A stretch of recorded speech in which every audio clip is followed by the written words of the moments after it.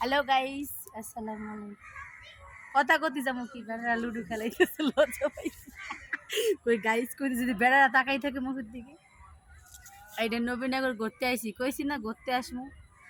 আর কি জানি ও আমাকে সেনাবাহিনীর লোক তুমি কনে আইসো, তোমার এই যে বাইরে করে নিয়ে আইসো। আমাকে অনেক শখ আমরা জেলে যাবো বুঝছো, কিন্তু জেলটা কোন দিকে আয়না করে যাইলে ভাল লাগবে, কটা ভিডিও টিডিও বানাতে পারবানি। আয়না করে যাইয়া অনেক স্বপ্ন, সবাই যদি আয়না করে যাইতে পারে তার আমি যাবো পিঁপড়ে দিয়ে। আরে আমার পিঁপড়ে ভিডিওর 12টা বাজাই দিছে। এই শোনো, আমার একটা ক্যামেরাম্যান দরকার, কিন্তু টেহা দিতে পারবো না। যদি এরকম কোনো ক্যামেরাম্যান থাকো তাইলে আসতে পারো, কোনো টাকা পয়সা দেওয়া যাবে না, ঠিক আছে? আর ক্যামেরাও কিন্তু নাই, ক্যামেরাম্যান যে আসবা সে ক্যামেরা নিয়ে আসবা। ঠিক আছে।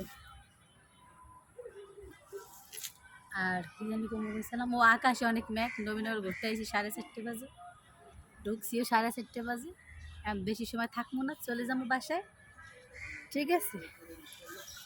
গাইস আমারে হুমকি দিছে জেলে ঢুকাইয়ে দিব বুঝছো, বাসার থেকে নেওয়া যাইব। তোমরা লক্ষ্য করো, দেখে রাখো আমারে যদি কেউ নেওয়া যায়।